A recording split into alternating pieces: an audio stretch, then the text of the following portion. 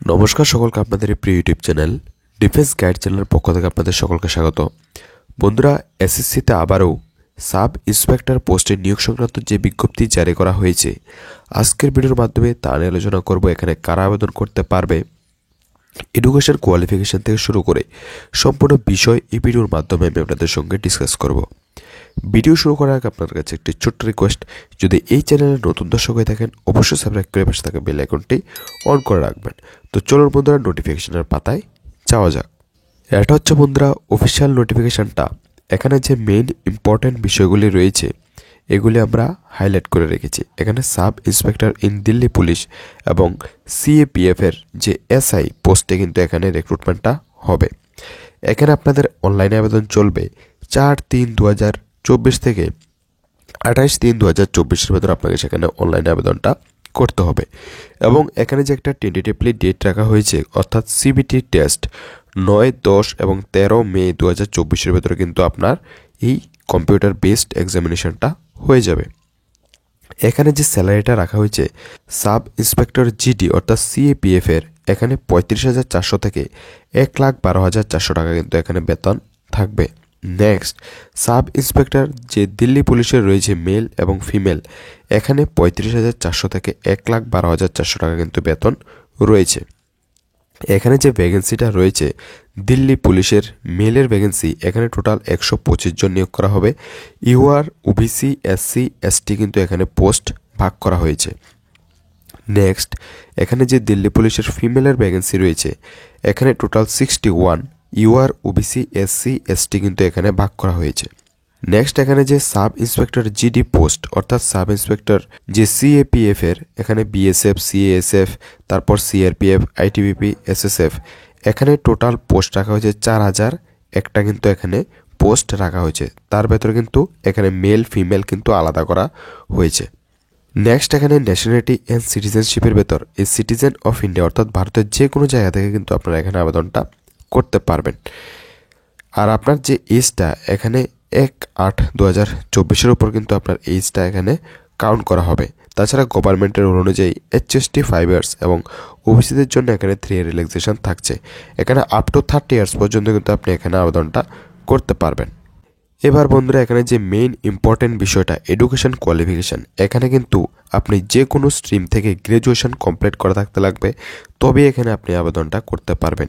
Education qualification for all post in bachelor degree from a recognised university, এখানে কিন্তু আপনার graduation অবশ্যই complete করা থাকতে লাগবে, তবে আপনি এখানে আবেদনটা করতে পারবেন।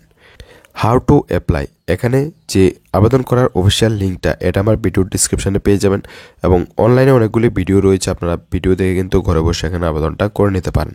এখানে যে অ্যাপ্লিকেশন ফিটা এখানে 100 টাকা লাগবে। এসসি এসটি উমেনদের জন্য এখানে কোনো রকম টাকা লাগবে না, আপনারা পুরো ফ্রিতে কিন্তু এখানে আবেদনটা করতে পারবেন। সেন্টার অফ এক্সামিনেশন, এখানে যে এক্সামিনেশন সেন্টারটা রয়েছে, আপনি যদি ত্রিপুরা থেকে হন আপনি কিন্তু আগরতলায় এক্সামটা দিতে পারবেন, আপনাকে আদার স্টেটে গিয়ে কিন্তু এক্সামটা দিতে হবে না, অর্থাৎ নিজ রাজ্যে কিন্তু আপনি এখানে এক্সাম সেন্টারটা পেয়ে যাবেন। এখানে যে সিলেকশন প্রসেসটা রয়েছে, প্রথমে হবে এখানে সিবিটি টেস্ট অর্থাৎ পেপার 1।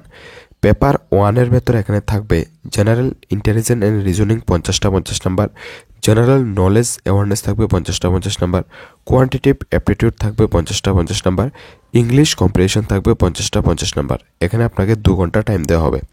পেপার 1 ক্লিয়ার করার পর এখানে হবে paper 2 English language and comprehension, এখানে 200 মার্কের হবে, 2 ঘন্টা আপনাকে টাইম দেওয়া হবে এবং 0.25 কিন্তু এখানে নেগেটিভ মার্কিং থাকছে পেপার 1 এবং পেপার 2 এর ক্ষেত্রে।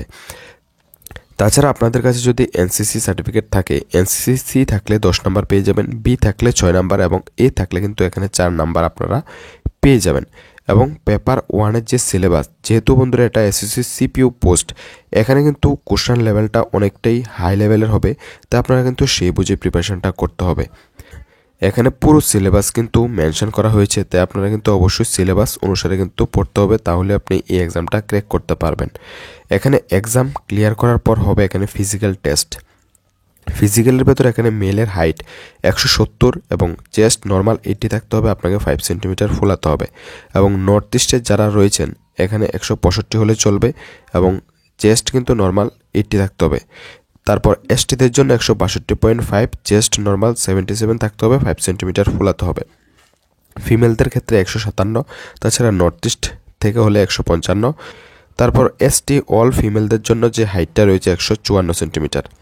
নেক্সট এখানে মেলের ক্ষেত্রে যে রানিংটা হবে 100 মিটার রানিং হবে, আপনাকে 16 সেকেন্ড টাইম দেওয়া হবে। নেক্সট 1.6 কিলোমিটার রানিং হবে, আপনাকে 6 মিনিট 5 সেকেন্ড টাইম দেওয়া হবে। তারপর লং জাম্প হবে 3.65 মিটার, আপনাকে 3বার চান্স দেওয়া হবে। হাই জাম্প 1.2 মিটার, 3বার চান্স দেওয়া হবে। নেক্সট এখানে শর্টপুট হবে 4.5 মিটার, আপনাকে কিন্তু নিতে হবে, এখানে 3বার চান্স দেওয়া হবে। নেক্সট এখানে ফিমেলদের যে রানিংটা হবে 100 মিটার হবে, আপনাকে 18 সেকেন্ড টাইম দেওয়া হবে। তারপর আবার 800 মিটার রানিং হবে, আপনাকে 4 মিনিট টাইম দেওয়া হবে। লং জাম্প 2.7 মিটার, আপনাকে 3বার চান্স দেওয়া হবে। হাই জাম্প 0.9 মিটার, আপনাকে 3বার চান্স দেওয়া হবে। তো বন্ধুরা, এটা হচ্ছে ফিজিক্যাল স্ট্যান্ডার্ড টেস্ট। তারপর কিন্তু এখানে মেডিকেল হবে, তারপর মেডিকেলের পর কিন্তু এখানে ফাইনাল মেরিট লিস্টটা দেওয়া হবে আপনাদের এক্সামের মার্কের উপর নির্ভর করে। আশা করি বন্ধুরা এখানে আবেদন সংক্রান্ত এবং এই নোটিফিকেশন সংক্রান্ত সম্পূর্ণ ডাউট আপনাদের ক্লিয়ার করতে পেরেছি। তারপরেও কোনো রকম কোশ্চেন থাকলে কমেন্ট বক্সে কমেন্ট করবেন, রিপ্লাই দেওয়ার চেষ্টা করব। আজকের ভিডিওটা এখানে রাখছি, দেখা হবে নেক্সট ভিডিওতে। নমস্কার, ধন্যবাদ, জয় হিন্দ।